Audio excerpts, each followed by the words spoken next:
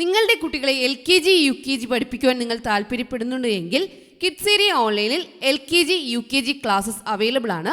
Full syllabus കോഴ്സാണ്. നിങ്ങളുടെ കുട്ടികളെ അതിൽ ജോയിൻ ചെയ്യിപ്പിക്കാം. കുട്ടികൾ നല്ലതുപോലെ ബേസിക് ആയിട്ടുള്ള കാര്യങ്ങൾ പഠിക്കുവാനായിട്ട് സഹായിക്കും.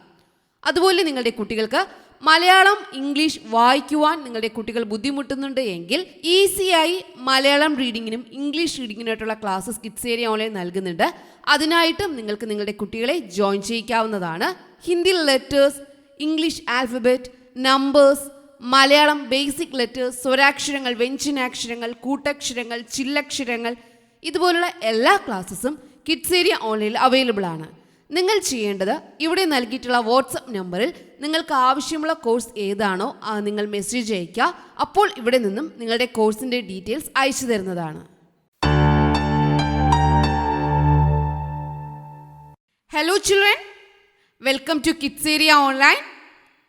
നമ്മൾ ഐ, ദിസ് ഇവയുപയോഗിച്ച് എങ്ങനെ നമുക്ക് സംസാരിക്കാം, എങ്ങനെ പറയാം എന്നുള്ള കാര്യങ്ങൾ പഠിച്ചു കഴിഞ്ഞു. ഇന്ന് നമുക്ക് മറ്റൊരു കാര്യം നോക്കാം.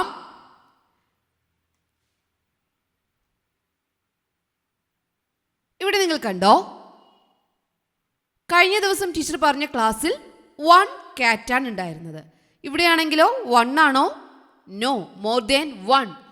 1ൽ കൂടുതലുണ്ട്. 1, 2, 3. ഒന്നിൽ കൂടുതലുണ്ടല്ലേ? ഈ കുട്ടി കാണിക്കുവാണ് ഇവിടെ ഒന്നിൽ കൂടുതൽ കാറ്റ്സ് ഉണ്ട് ആണല്ലോ. അപ്പോൾ ഇതെങ്ങനെയാ പറയുക? അതിനായിട്ട് ഒന്നിൽ കൂടുതലുണ്ടെങ്കിൽ നമ്മുടെ അടുത്താണ് ഒന്നിൽ കൂടുതലുണ്ട്. അപ്പോൾ നമ്മൾ എങ്ങനെയാ പറയുക?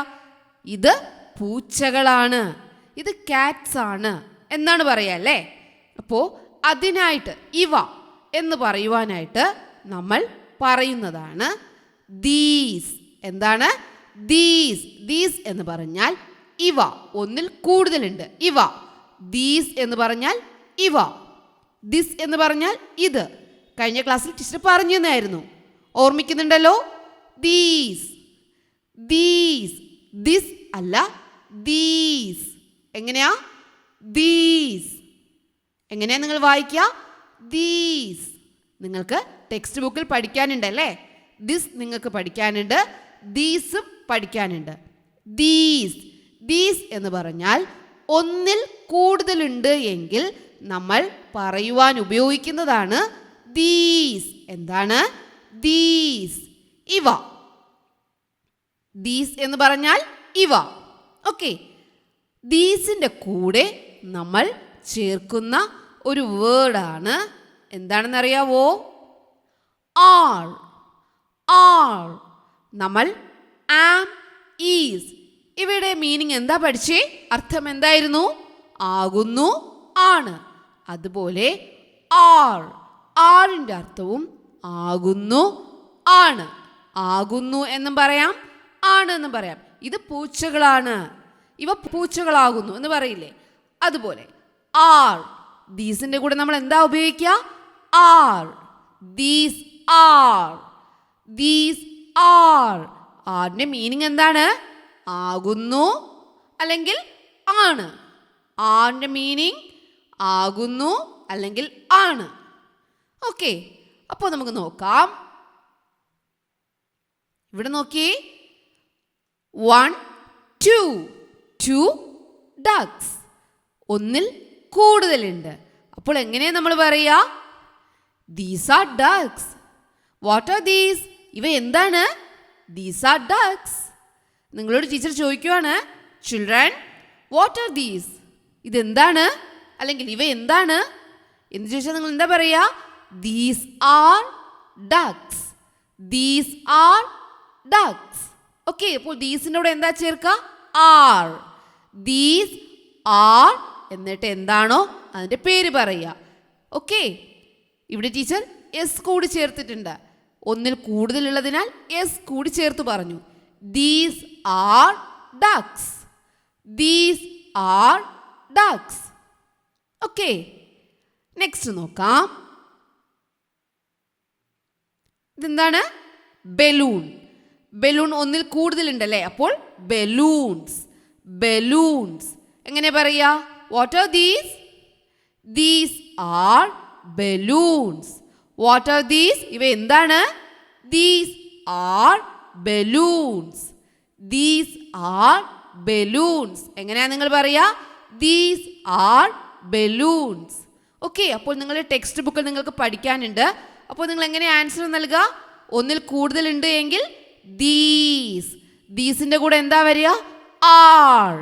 These are അതിൻ്റെ നെയിം ലാസ്റ്റ് എസ് കൂടി ചേർക്കുക. These are balloons.